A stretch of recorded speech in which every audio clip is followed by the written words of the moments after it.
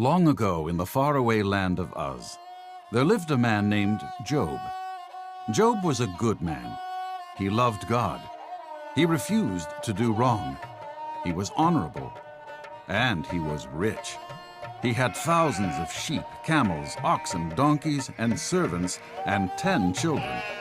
Job was the greatest man in the land, and everything in his life went smoothly.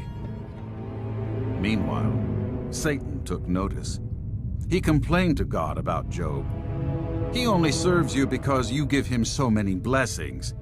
If you take away Job's blessing, he'll curse you right to your face." God then told Satan to do with Job as he pleased, but on one condition: he could not harm Job. Satan slunk away, devising a devilish plan to make Job turn against God. One day, as Job was simply enjoying life, a servant ran up, breathless, with his devastating news. All the oxen and donkeys were stolen by an invading force, and the servants were killed. I barely escaped. Right as Job was hearing this horrible news, another servant ran up, shouting out, "A huge fire came and burned all the sheep and killed all the servants." Another servant was running to Job, sobbing in terror, "Job, the enemy came and stole all the camels and killed the servants." The servant had hardly finished when another servant came running to Job, screaming the most horrible news of all. "Your children were having a feast together, and a terrible wind destroyed the house. Your children are all dead." In an instant, Job lost everything, his wealth and his family. They were gone. The grief was painful. Job tore his clothes, shaved his head, and fell on the ground. Satan thought Job was going to be mad at God, but instead, Job worshipped God. "The Lord gave me everything, and he has the right to take it away. I will still praise God," Job said. Satan then asked God if he could make Job sick. He was sure that Job would then curse God. God told Satan that he could continue with his plan, but was not allowed to kill Job. Then it happened. Job broke out with sores over his entire body. He became very ill. The pain and itching was so unbearable that he took broken pieces of pottery to scratch the sores. Job's wife was of no help at all. She came up to her husband and growled, "You're still trying to do good? Just curse God and die." Job did not sin. He continued to worship God. Even Job's friends started to turn against him. They thought that Job must have sinned for God to punish him like this. They were all trying to give him advice and tell him what to do. Instead of helping Job and praying for him, they criticized him. Through all this, Job still did not sin. He continued to trust and worship God. Job started to lose heart. He did not understand why God would allow these things to happen to him.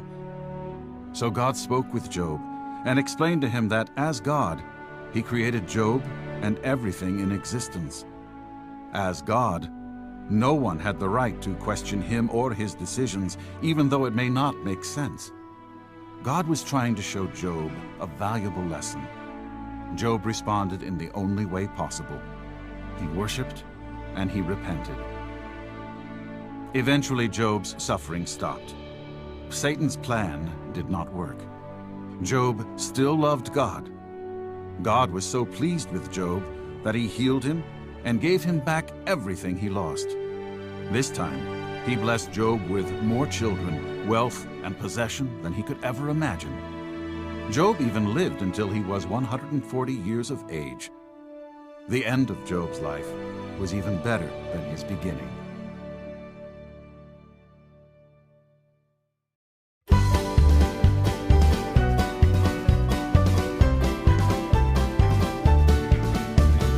God, you are my God, you are my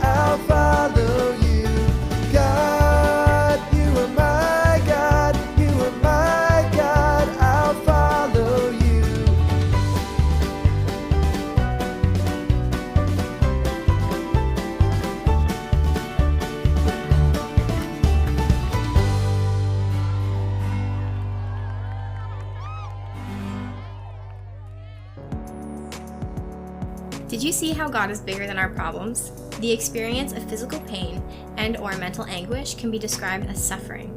Job is often remembered as a man who endured terrible suffering and yet kept his faith. Can you imagine how difficult that is? As you think about that, I also want you to think about something else that can be difficult to understand.